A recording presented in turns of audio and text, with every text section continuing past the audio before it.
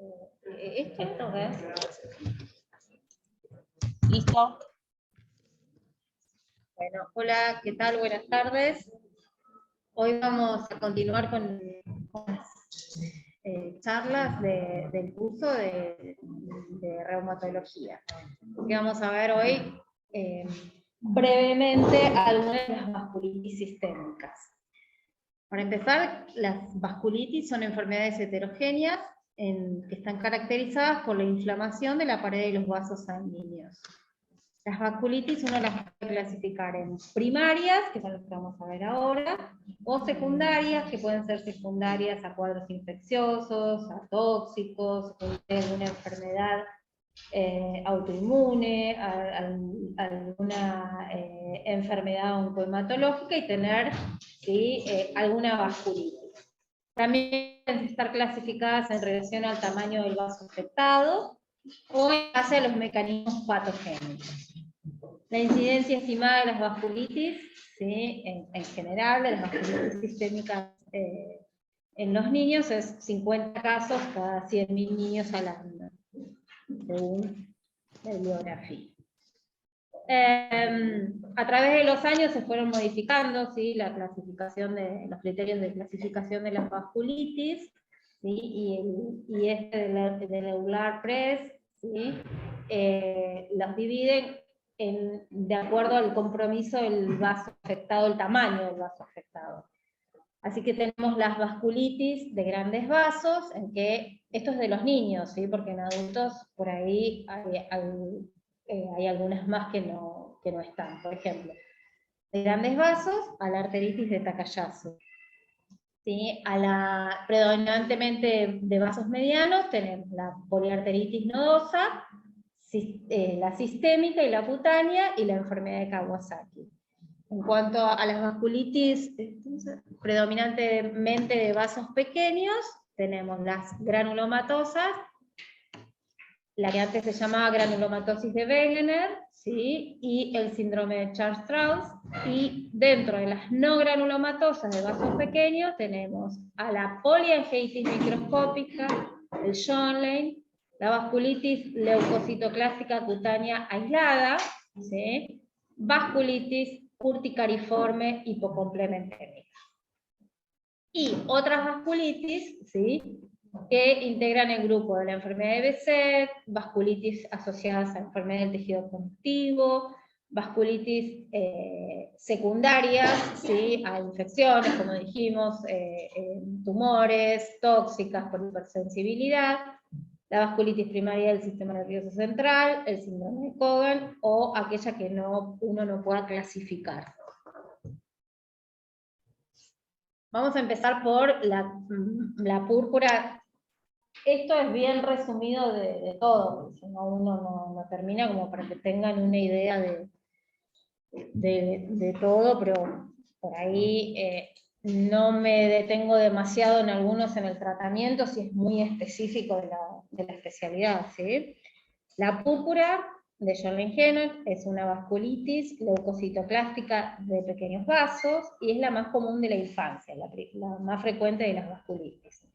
La edad promedio de presentación es a los 6 años, ¿sí? Y predomina en el sexo masculino con una relación 2-1. En cuanto a la clínica, se caracteriza por la púrpura palpable, que es la condición que debe estar siempre presente, y compromiso articular, abdominal y o renal. Puede afectar otros órganos menos frecuentemente, sistema nervioso central, pulmón, corazón, ¿sí? Ocular, testículos, ¿sí? Ya dado que es una enfermedad sistémica. Todas estas vasculitis pueden afectar cualquier parte del organismo. El Schönlein es una enfermedad autolimitada, benigna, que se resuelve de manera espontánea, más aproximadamente en 2 semanas, en 1/3 de los casos, entre 2 y 4 semanas en el otro tercio, y hay algún resto de pacientes, ¿sí? Que puede prolongarse este episodio de vasculitis. El pronóstico a largo plazo está relacionado si el paciente tiene compromiso renal. Existen criterios pediátricos, ¿sí? Que son los criterios de Ankara para la púrpura de Schönlein-Hemmer, ¿sí? Que se reunieron en Ankara y hay algunas vasculitis que se hicieron criterios infantiles y otras que todavía se manejan con criterios del adulto, ¿sí? Entonces, se estableció para la púrpura, ¿sí? Un criterio obligatorio que tiene que ser la púrpura, ¿sí? La púrpura palpable, que se puede presentar como lesiones bronquiales, ampollares, ¿sí? Purpúricas, predominantemente en miembros inferiores, ¿sí? No trombocitopénica. Y al menos uno de los siguientes criterios: que tenga compromiso abdominal o compromiso articular, afección renal. El compromiso abdominal pueden ser pacientes que tengan desde náuseas, vómitos, dolor abdominal, hasta hemorragias. ¿Sí? Es un dolor cólico, difuso. El compromiso articular, ¿sí? El paciente puede tener artralgias, mialgias, pero bueno, como criterio incluye la artralgia o la artritis. La afección renal, ¿sí? Se puede presentar como hematuria, proteinuria, ¿sí? Y no en todos los pacientes uno hace biopsia. La mayoría de las veces uno no hace la biopsia, el diagnóstico es clínico, ¿sí? Si uno hiciera la biopsia, uno encontraría una vasculitis leucocitoclástica con depósito de IgA. ¿Cuándo uno hace la biopsia cutánea? Cuando por ahí la distribución de las lesiones no es la característica, ¿sí? Porque si no, a veces uno no aporta demasiado. Y obviamente que la biopsia renal, bueno, queda a criterio de la evolución y del especialista, si la va a hacer o no. En cuanto al tratamiento del Schönlein, ¿sí? Si solo tiene compromiso de piel, no se da nada, la piel no se le da nada, ¿sí? Si hay un compromiso articular leve, ¿sí? Que le duelen las rodillas, los tobillos habitualmente, uno le puede indicar AINES, ibuprofeno a la dosis habitual que uno usa, ¿sí? ¿Cuándo usamos corticoides? ¿Sí? ¿En qué pacientes uno indicaría corticoides? Por ejemplo, si tenemos un paciente que tiene compromiso articular y ya probamos darle ibuprofeno, pero sigue inflamadas las articulaciones, le puedo dar un poquito de corticoide, a 0,5 por boca. Recuerden que el corticoide es un antiinflamatorio más potente. Entonces, el chico tiene piel, ¿sí? Y artritis nada más, le duele mucho, ustedes lo tuvieron con el ibuprofeno y no mejoró, le puedo dar un poquito de corticoides para la artritis. Por boca, ¿sí? A 0,5 por kilo le pueden dar, ¿sí? Meprednisona. Ahora bien, aquellos pacientes que tienen un compromiso más severo, por ejemplo, están con dolor abdominal, vómitos, ¿sí? O que tengan una orquitis severa, o bien es más raro, ¿sí? Pero puede haber un compromiso neurológico, renal o respiratorio, ¿sí? Ahí vamos a usar corticoides, ¿sí? Que pueden ser, ¿sí? A dosis más altas, y a veces usamos pulsos, ¿sí? Si hay un compromiso gastrointestinal, si solo el paciente tiene dolor abdominal y vómitos, ¿sí? Lo que voy a hacer es ayunarlo, y por ahí nada más. Ahora, si tiene sangrados, o sea, que yo estoy pensando, si está sangrando, puede tener una vasculitis en el tubo digestivo. Le doy corticoides, ¿sí? Que puede ser, yo siempre se los doy por vena, pero si el paciente tolera, uno le puede dar corticoide por boca, ¿sí? Pero actúa más rápido si uno piensa que está todo inflamado el tubo digestivo y por eso tiene los sangrados. Entonces, pulsos de corticoides. Ya los pulsos saben con solumedrol, que es la metilprednisolona. Bueno, siguiendo con otra de las vasculitis, ¿sí? En frecuencia, en los niños es la enfermedad de Kawasaki. Esta es una vasculitis sistémica, necrotizante, que compromete arterias de pequeño y mediano calibre, ¿sí? Incluyendo, obviamente, las arterias coronarias y arterias periféricas. Se da en niños habitualmente pequeños, habitualmente menores de 5 años. Y en relación varón-mujer, 1 a 3, 2 a 1.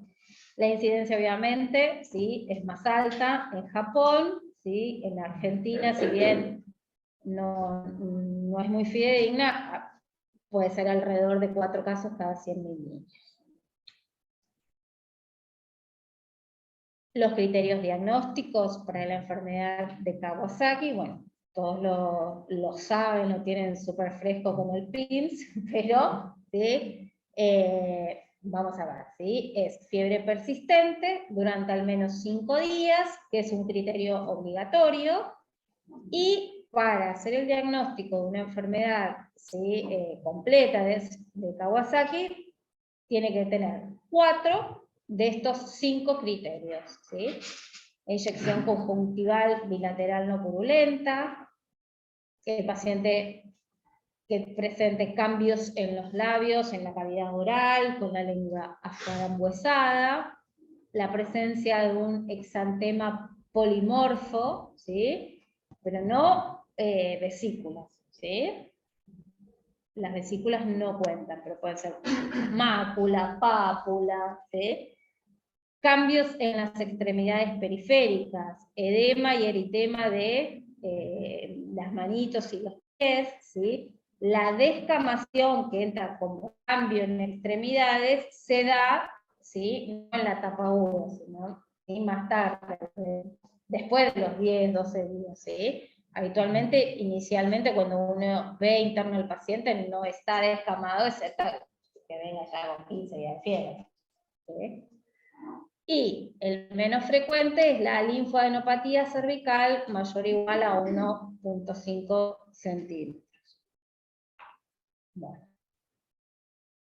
Cuando uno sospecha enfermedad de Kawasaki, obviamente porque el paciente tiene fiebre más de 5 días, y hay uno de los criterios, ¿sí?, debe internar al paciente, solicitarle un laboratorio con una rutina habitual, ¿sí?, que incluya, ¿sí?, eritro y PCR, el hepatograma, la orina. Podemos encontrar en el laboratorio que el paciente tenga anemia, leucocitosis. Las plaquetas no aumentan enseguida, aumentan después, ¿sí? Suelen o pueden tener aumento de transaminasas, leucocituria, hipoalbuminemia a estos pacientes, ¿sí? Se les solicita además, ante la sospecha, ¿sí?, un electrocardiograma y un ecocardiograma, donde es importante el especialista que va a informar el tamaño de los aneurismas, ¿sí? Y habitualmente sacan, ¿sí?, para definir el compromiso coronario, evalúa el diámetro ajustado a la superficie corporal del paciente y te van a informar, ¿sí?, si hay una dilatación o no coronaria. Qué chiquitito se ve. Bueno, entonces, la enfermedad de Kawasaki, hablamos de enfermedad de Kawasaki completa, como vimos recién, fiebres de mayor o igual a 5 días, con 4 o más de los 5 criterios que vimos. Ahí hablamos de que es completa. Ahora, ¿cuándo decimos que es incompleta? Cuando tiene la fiebre mayor o igual a 5 días y al menos 2 de los 5 criterios que vimos, ¿sí? Solamente por ahí tiene fiebre, la inyección conjuntival y los cambios en la mucosa, pero como uno sospecha que puede tener, le hace un ecocardiograma y en el ecocardiograma ya ve que está dilatado. Es un chico que está dilatado, con fiebre de 6 días y 2 de los criterios. Ahí no es completo, es incompleto, pero ya tiene dilatado. Y la enfermedad de Kawasaki atípica es cuando una evolución, ¿sí?, que no es la esperada. Por ejemplo, el paciente que haga una nefritis, un shock cardiogénico, un síndrome hemofagocítico, ¿sí?, cumple criterios para Kawa, pero tiene además, ¿sí?, otra evolución. Bueno, acá como resumiendo un poco, paciente con fiebre de 5 días, que cumplía, ¿sí?, mayor o igual a 4 criterios, listo, Kawa completo, lo medico, ¿sí? Ahora, si tiene 2 o 3 criterios, la fiebre más 2 o 3 criterios clínicos, uno está pensando que es un incompleto, debería pedirle PCR y eritro, y si la PCR es mayor a 3 y la eritro es mayor a 40, ¿sí? Con un ecocardiograma positivo lo defino como incompleto e inicio el tratamiento. Ahora, si la PCR es menor a 3 y la eritro menor a 40 y el ecocardiograma negativo, uno debería revalorar al paciente y buscar otras causas de... esto es más improbable si tiene una eritro baja y una PCR baja de que sea un Kawasaki incompleto. El tratamiento. El tratamiento siempre se hace con gamma globulina inicial y ácido acetilsalicílico. Aspirina. La dosis de la gamma es a 2 por kilo. ¿Sí? Lo ideal es que uno lo pase entre el día 5º y 10º de iniciado los síntomas. Ahora bien, si el paciente 48 horas deja de tener fiebre, pero a las 48 horas, ¿sí? Empieza otra vez con fiebre, ¿sí? Puedo, ¿sí? Indicarle una segunda infusión de gamma globulina. ¿Sí? A veces pasa que deja de tener fiebre, ¿sí? Y por lo menos tenemos que dejarlos, después de que terminaron la gamma, 48 horas, a ver si vuelve a tener o no, ¿sí? Si yo le tengo que seguir dándole otra medicación. Si en esas 48 horas no tuvo más fiebre, el paciente está mejor, le voy a dar el alta. Bueno. Van a ver acá, ¿sí? La dosis, ¿sí? La dosis de aspirina se modificó, ¿sí? Antes se daba de 80 a 100, hasta no hace mucho. Alguno puede seguir dándole de 80 a 100, no es que esté mal, pero se vio que no hay diferencias significativas de usarlo en esa dosis como en esta dosis, así que inicialmente podemos dar de 30 a 50 miligramos kilo día, eso lo podemos repartir cada 6 u 8 horas, ¿sí? En el día. Una vez que el paciente está 48 horas afebril, que yo lo veo bien, y más o menos por ahí inició el descenso de los parámetros, puedo descenderle la aspirina a 3 a 5 miligramos kilo día en una única toma diaria. ¿Sí? ¿Cuánto tiempo voy a dejar la aspirina? Si el paciente no tiene compromiso coronario, entre 6 y 8 semanas, y después lo suspendo. ¿Sí? Si presenta aneurismas, va a continuar con aspirina y dependerá del tamaño si hay que agregarle otra medicación o no. Acá están las guías SHARE, si quieren leerlo, del 2018, estas modificaciones, pero puede pasar que alguno siga usando, ¿sí? De 80 a 100. Yo sigo. Durante el pasaje de la gama en el Kawasaki, cuando no se tiene definido claramente si es un probable pinzo o Kawasaki, igual se pasa con la misma dosis. Sí. Se manejaría igual. Sí.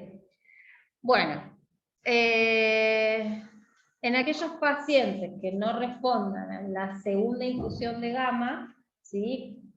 Antes se decía que el uso de corticoides empeoraba y aumentaba la dilatación coronaria, ahora no, uno puede hacer gamma y si sigue con fiebre, hacer segunda dosis de gamma o hacer gamma y corticoides. Cualquiera de las dos cosas estaría bien, ¿sí?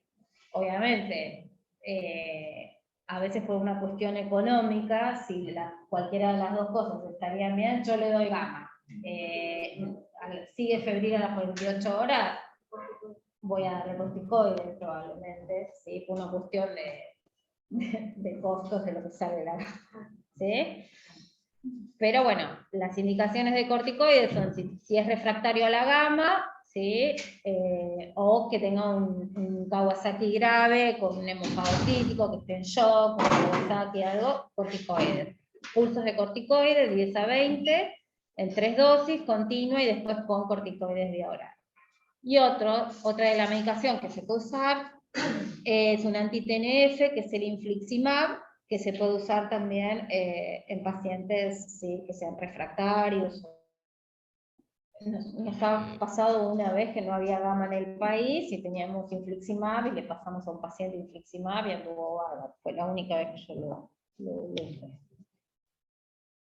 Bueno, la tercera vasculitis, ¿sí? En la infancia, por frecuencia, ¿sí? Es la poliarteritis nodosa, que es una vasculitis sistémica, necrotizante, de arterias de mediano y pequeño calibre. Y tenemos acá la pancutánea y la pansistémica. Estos pacientes, ¿sí? Dependiendo, si es una pancutánea, lo que va a predominar y lo que tengan es el compromiso cutáneo, ¿sí? Y si es sistémica, por ahí tienen síntomas generales. El paciente se puede presentar, como vamos a ver, la mayoría de las vasculitis, ¿sí? Que suelen tener pérdida de peso, fiebre, caimiento, síntomas generales, ¿sí?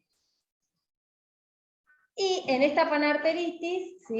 Bueno, en la que es cutánea, ¿sí? Vamos a ver solamente el compromiso cutáneo. ¿Cómo pueden presentarse los pacientes? Bueno, con lesiones purpúricas, con nódulos, pueden haber úlceras, lesiones necróticas, y tiene una característica que tienen un livedo, ¿sí? en la zona de la piel.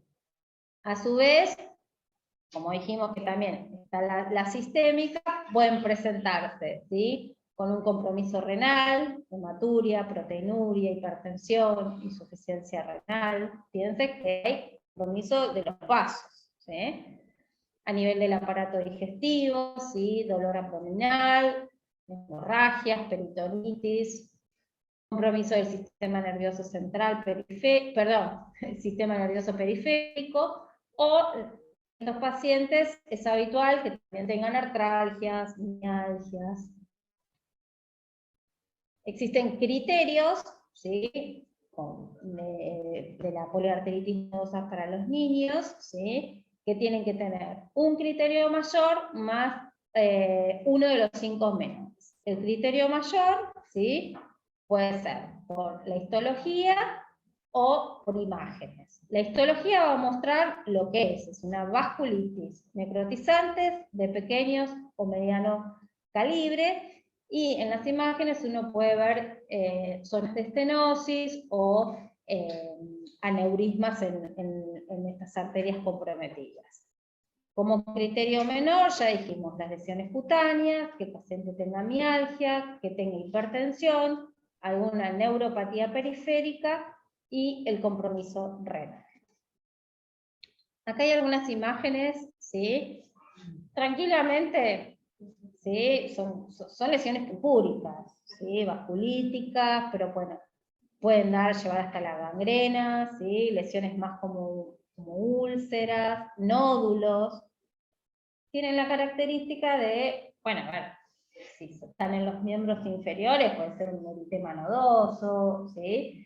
Entonces, en estos pacientes, el diagnóstico se hace uno puede sospecharlo, descarta lo infeccioso y demás, por biopsia. La biopsia tiene que ser profunda, no sirve el punch, ¿sí? Para hacer el diagnóstico. Entonces, un nódulo que uno, ¿sí? Y habitualmente forma simétrico el compromiso, no es que tiene un solo nódulo, son enfermedades sistémicas, entonces realmente es bilateral el compromiso, y el diagnóstico se hace donde uno ve la vasculitis con biopsia profunda que la tiene que hacer el cirujano, porque muchas veces en varios lados te pueden hacer una biopsia superficial con un punch y no sirve.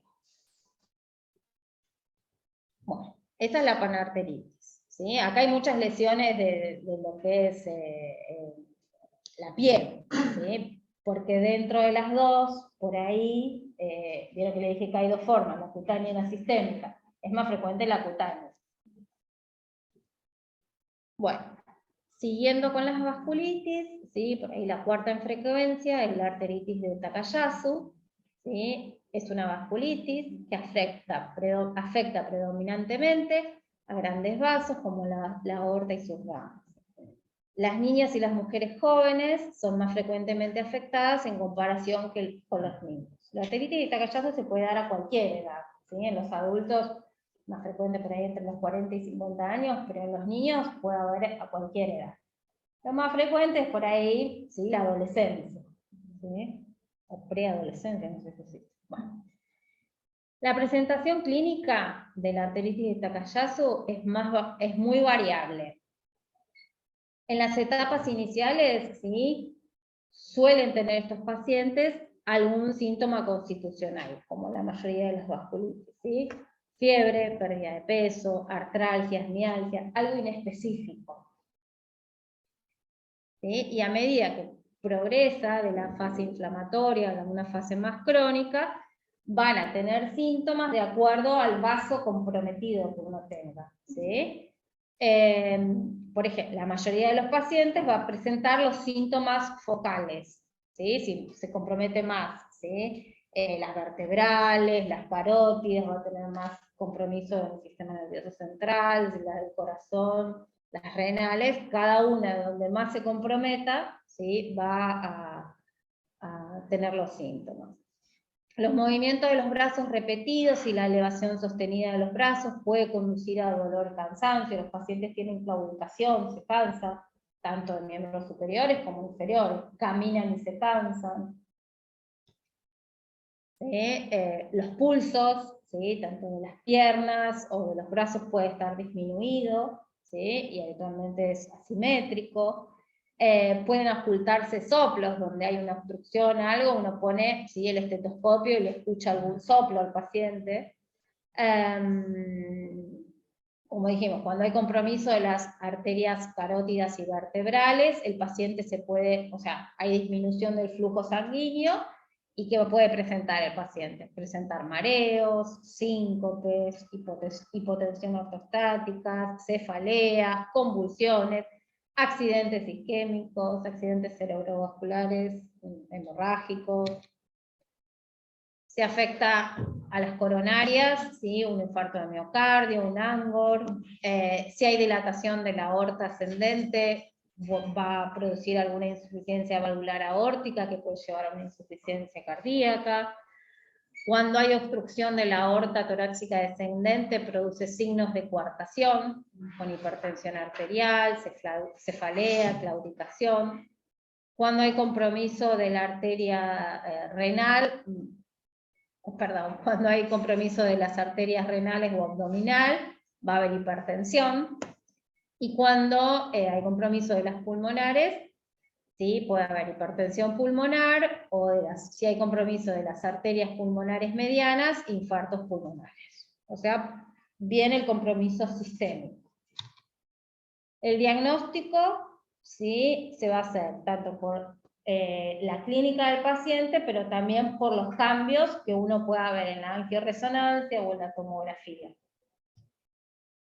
Existen los criterios para la arteritis de Takayasu, ¿sí?, que necesita del criterio obligatorio, que son las alteraciones a nivel de la angioresonancia o la tomografía, donde uno va a ver el compromiso de la aorta y sus ramas principales, o las arterias pulmonares, donde puede llegar a ver aneurismas, ¿sí?, estrechamientos, oclusiones, o engrosamiento de la pared arterial, que no sea debido a causas como la displasia fibromuscular o otras causas, ¿sí? Más uno de los siguientes criterios, ¿sí?, que puede ser el déficit de pulso o claudicación, la discrepancia de la tensión arterial, mayor a 10 milímetros de mercurio en la presión sistólica de cualquiera de los 4 miembros, los soplos que pueden tener por las oclusiones, porque generan soplo,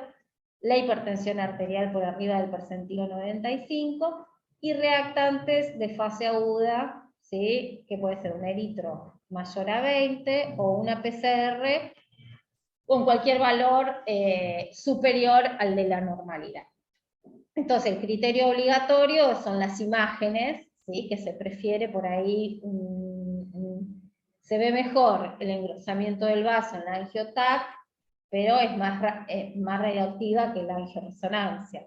Acá se ve el compromiso de la renal, ¿sí?, bueno, de los trombos principales, y estas son las arterias que mayormente se comprometen, ¿sí? Las arterias brachiocefálicas y subclavias, la aorta, las carótidas comunes y las renales. Bueno, y después, siguiendo con algunas vasculitis sistémicas menos frecuentes en los niños, tenemos la granulomatosis con poliangeitis, que era lo que antiguamente uno llamaba el Wegener. Bueno, esta es una vasculitis ANCA, ¿sí? Es una vasculitis granulomatosa de pequeños vasos. Hay 3 vasculitis ANCA. Esta es una. Granulomatosa de pequeños vasos, ¿sí? Entonces, son como bastante parecidas estas 3, ¿sí? Porque todas dan como compromiso sistémico. Piensen en pequeños vasos en todos los órganos, ¿sí? Entonces, pueden tener diferentes manifestaciones. ¿Qué es lo más frecuente? Si bien son poco frecuentes en los chicos, son más frecuentes en los adultos. El paciente puede tener, ¿sí?, compromiso del tracto respiratorio superior, puede tener antecedentes de sinusitis, epistaxis, otitis media. ¿Qué va a llevar esto? ¿Sí? La vasculitis septal va a generar una perforación, ¿sí?, que puede dar la característica silla de montar. Y por la inflamación de la zona puede generar estenosis subglóticas. A nivel pulmonar, ¿sí?, puede dar, ¿sí?, el compromiso pulmonar con infiltrados pulmonares, ¿sí?, nódulos que se llegan a cavitar, ¿sí?, y hemorragias. Estos pacientes se pueden presentar también como pulmón-riñón, ¿sí? A nivel renal, glomerulonefritis necrotizantes, obviamente que pueden presentarse con lesiones cutáneas, características, lesiones como vasculitis, como las que presentan todos los pacientes, y pueden tener compromiso ocular con epiescleritis, uveitis, como que el ojo siempre está bastante afectado en estas patologías sistémicas. Entonces, esta, ¿sí?, el Wegener tiene compromiso de la vía aérea superior, inferior, compromiso renal. Existen criterios, ¿sí?, para la granulomatosis con poliangeitis, criterios pediátricos, ¿sí?, porque antes solo estaban los adultos. Estos existen, ¿sí?, obviamente que al menos debe tener 3 de los siguientes criterios. Uno es lo histológico, obviamente que en estos pacientes siempre uno toma biopsia, ¿sí?, para poder definir cuál es, que tenga afectación de la vía aérea superior, ¿sí?, que haya una afectación laringo-traqueobronquial, que puede tener la estenosis subglótica, traqueal o bronquial. A veces los pacientes pueden diagnosticarse por una estenosis subglótica inicialmente sin por ahí tener muchas otras manifestaciones. Afectación pulmonar, que ya vimos, el ANCA positivo y la afección renal. Después tenemos la poliangeitis microscópica, ¿sí?, que nosotros le decimos la PAM, ¿sí? También son pacientes que suelen presentarse pulmón-riñón. Un paciente que tenga compromiso pulmón-riñón, uno tiene que pensar que no sea una vasculitis. Porque también puede ser un lupus, puede ser, sí, que es más frecuente que esto, pero bueno, ¿sí? Esta es una vasculitis no granulomatosa de pequeños vasos, asociada a ANCA, dijimos que eran 3, ¿sí? Puede haber una forma más localizada o una forma más sistémica. Más localizada, qué sé yo, que por ahí comprometa más el pulmón, ¿sí? O el riñón, ¿sí? Y formas más sistémicas. Estas también comprometen el pulmón con fibrosis, pero no se ve, a diferencia de la otra, del Wegener, que cavitaba, ¿sí? Esta es más por ahí, más fibrosis. También tienen compromiso, ¿sí?, a nivel renal, puede presentarse como un nefrótico, nefritis, llevar a la insuficiencia renal, hipertensión arterial, ¿sí? Compromiso ocular y compromiso periférico con alguna neuropatía, convulsiones, cefaleas, también las lesiones en la piel, bastante parecida al otro, ¿sí? O sea que el diagnóstico te lo va a hacer la biopsia. Una es granulomatosa, la otra no es granulomatosa. Y después, la granulomatosis eosinofílica con poliangeitis, nunca me lo aprendo yo este nombre, que era la Charles-Strauss, ¿sí? Bueno, esta es una vasculitis granulomatosa de pequeños vasos, también ANCA, ¿sí? Con anticuerpos ANCA. Esta tiene como varias etapas, ¿sí? Inicialmente los pacientes por ahí pueden tener una fase, ¿sí? Donde tengan el antecedente de tener un asma, que requieren corticoides, rinitis alérgica, pueden tener pólipos nasales. Después el paciente transita por ahí por un periodo de eosinofilia periférica y posteriormente, ¿sí? Tienen mayor compromiso con la vasculitis sistémica. Generalmente uno hace el diagnóstico acá, o esto a veces sucede como muy rápido, ¿no? Es que tienes 10 años, asma, por ahí, como que va sucediendo bastante rápido, ¿sí? En el pulmón también, como las otras dos, hay infiltrados que pueden llevar al paciente a tener una hemorragia pulmonar, ¿sí? Y eso llevarlo a la internación y hacer el diagnóstico ahí. Compromiso gastrointestinal, con gastritis y enteritis eosinofílica, todas comprometen la piel, ¿sí? Así que pueden tener petequias, úlceras, púrpuras palpables, ¿sí? Compromiso renal, estas tres últimas que vimos, ¿sí? Las ANCA siempre tienen compromiso renal y compromiso neurológico. En estas, quedó chiquitito, pero no existe un criterios para niños, ¿sí? Nos manejamos todavía con los criterios del adulto, ¿sí? Y deben cumplirse 4 de los 6 siguientes criterios. 1, asma, eosinofilia mayor al 10% en sangre periférica, mono o polineuropatías, los infiltrados pulmonares, anomalías en los senos paranasales y biopsias con infiltrados eosinofílicos extravasculares, que es lo que te va a dar el diagnóstico, la biopsia. Entonces, ya los mareé. ¿Cuándo debo sospechar un síndrome vasculítico? ¿Sí? Cuando el paciente tenga síntomas generales, un febril prolongado, una fiebre de causa desconocida, que tenga sudoración, pérdida de peso, ¿sí? Cuando el paciente tenga síntomas generales y tenga manifestaciones sistémicas que todavía no tengan diagnóstico, ¿sí? Por ejemplo, tengo lesiones vasculíticas, como las que vimos, todas las que vimos, que tenga artralgias, mialgias, que haya un compromiso pulmonar sin diagnóstico, compromiso renal sin diagnóstico, manifestaciones neurológicas, que haya infecciones, sinusitis, otitis, ¿sí? Que haya infecciones, algo sistémico en el paciente que no tenga un diagnóstico, tengo que pensar que puede llegar a tener una vasculitis.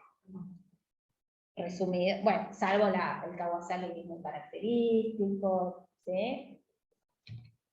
Bueno, y cuando sospecho que el paciente puede tener, por su sintomatología, algo vasculítico, obviamente que voy a hacer todo un laboratorio, ¿sí? ¿Y qué cosas puedo ver? Pacientes que tengan una anemia, blancos aumentados, ¿sí? Reactantes de fase aguda elevados, dos cosas inespecíficas, ¿no?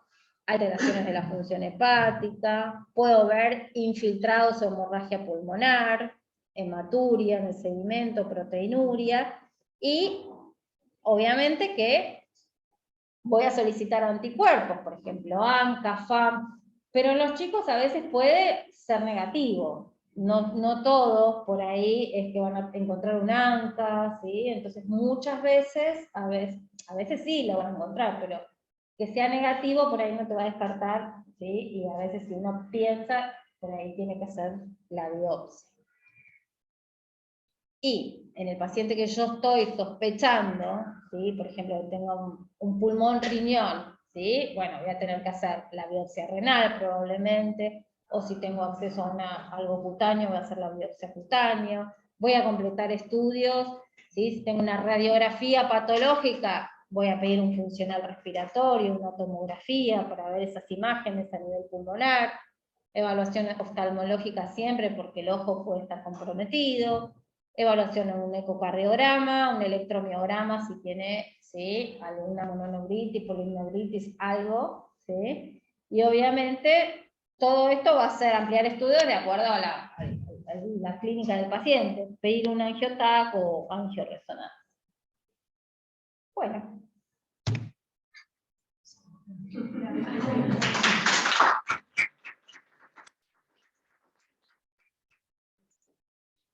Les quedó clarísima la clase de Evangelista.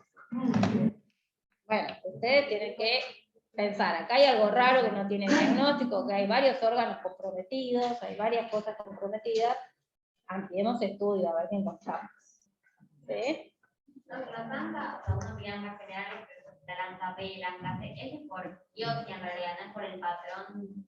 No, por el patrón que ellos ven en el microscopio, no es por la biopsia. Por el microscopio, ¿sí? Le hacen una ELISA probablemente, o un IFI, no sé. Pero nosotros tenemos ANCA. Sí, sí, ya está en ANCA P y ANCA C.